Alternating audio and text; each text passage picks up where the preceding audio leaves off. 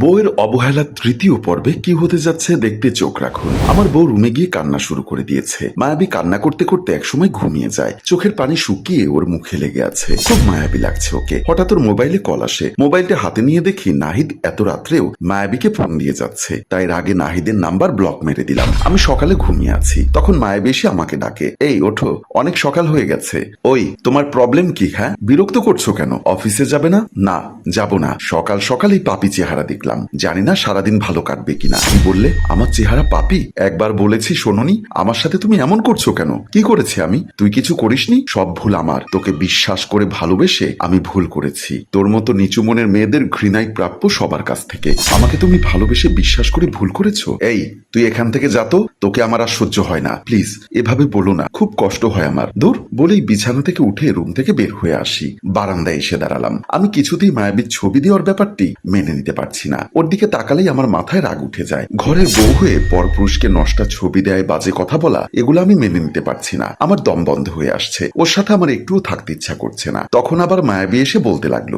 আমার সাথে এমন করছো কেন? কি করেছি আমি? প্লিজ বলো। ওর কথা শুনে আমার মাথায় রক্ত উঠে গেল। ওই তুই কি করেছিস? না চল, তুই কি করেছিস দেখাচ্ছি। এই বলে মায়াবীর চুলের মুঠি ধরে রুমে নিয়ে আসলাম।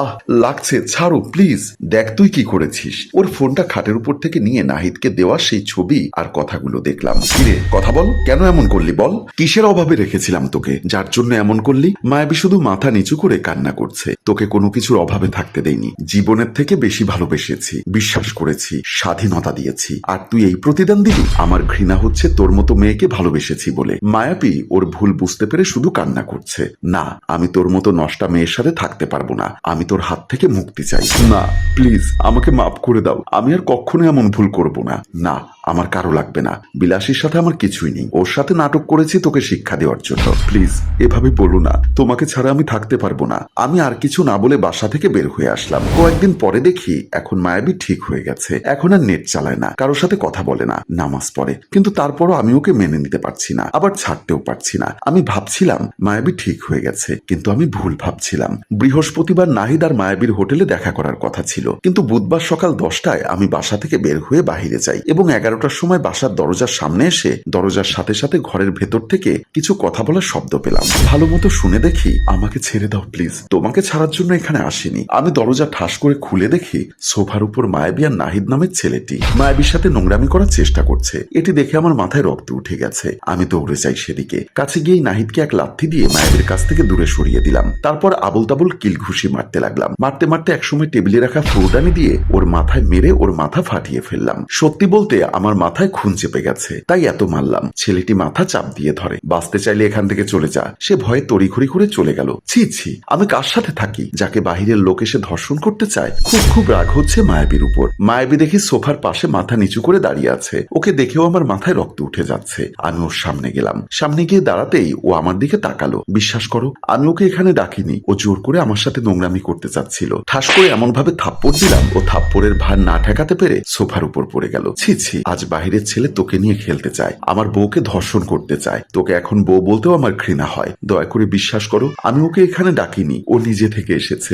ওই ও এখানে আসলো কিভাবে? নিশ্চয়ই তুই ওকে অ্যাড্রেস দিয়েছিলি বলে। ও তোকে টাচ করার সাহস পেল কিভাবে? তুই ওকে সুযোগ দিয়েছিলি বলে। ও তো আর কোনো ঘরের বউকে ধর্ষণ করতে চাইলো না। তোকে ধর্ষণ করতে চাইলো কেন? তুই ওর সাথে আগে ফোনে নষ্টামি করেছিলি বলে। তোর মতো নোংরা মনের বউয়ের সাথে আমি থাকতে পারবো না। চলে যা তুই এখান থেকে। আমি খুব বড় ভুল করে ফেলেছি। প্লিজ আমাকে মাফ করে দাও। আজ আমি যদি না আসতাম তাহলে তুই এতক্ষণ ওর ভোগের ফল হয়ে যেতি। তুই এখান থেকে চলে যা, তোকে আমার সহ্য হচ্ছে না। প্লিজ আমাকে চলে যেতে বলো না। আমি তোমাকে ছাড়া থাকতে পারবো না। বলে আমার পা ধরে বসে। আমার পা ছাড়, খুব ভালোবেসেছিলাম, কিন্তু তুই কি করলি আমার ভালোবাসার সাথে? প্লিজ আমাকে আর একটিবার সুযোগ দাও। খুব ভালোবাসবো তোমাকে।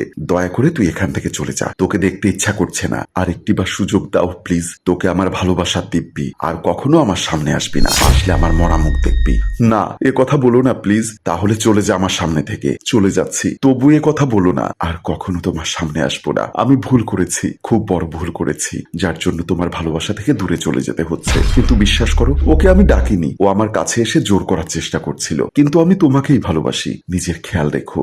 বাই। বলেই মায়াবী কান্না করতে করতে চলে যাচ্ছিল। খুব ইচ্ছা করছিল ওকে আটকাতে, কিন্তু মনের এক সাইড ওকে আটকালো না। চলে গেল মায়াবী সব মায়া কাটিয়ে। আমার এত কষ্টের করা সংসার একটি ভুলে শেষ হয়ে গেল। খুব ইচ্ছা করছে মায়াবীকে নিয়ে সবকিছু নতুন করে শুরু শুরু করতে, কিন্তু ও সেই নোংরামিগুলো কাটা হয়ে দাঁড়াচ্ছে। পারছি না ওকে গ্রহণ করতে, না পারছি ওকে ভুলে যেতে। মাঝ নদীর মাঝে মাঝি ছাড়া নৌকায় ভেসে চলছি আমি। কি করব, কিভাবে তীরে পৌঁছাবো বুঝছি না। মায়াবী চলে গেছে 1 মাস হলো। এই 1 মাসে আমাদের এক মুহূর্তের জন্য দেখা হয়নি, আর মায়াবী একবারও আমার খবর নেয়নি। আমি না হয় রাগ করে অভিমানে কিছু কথা ওকে বলে ফেলেছি, তাই বলে এই 1 মাসে একবারও খবর নিল না? কি ফাজিল, একবারও দেখতেও আসলো না। কি না কি বলেছি তখন, সেই কথা ধরে বসে আছে। আমাকে একটুও ভালোবাসে না ও। কিন্তু এই 1 মাসে আমি একটি জিনিস লক্ষ্য করেছি, ছায়ার মতো কোনো কিছু আমার পিছু পিছু থাকে। মনে হয় আমাকে কেউ ফলো করে, কিন্তু তাকে ধরতেই পারছি না। আর এখানেই বইয়ের অবহেলার গল্পের 3য় পর্ব শেষ হয়। সম্মানিত ভিউয়ার্স, তাহলে কি এবার তারা দুজন মিলে যাবে, নাকি আরো খারাপ কিছু হবে?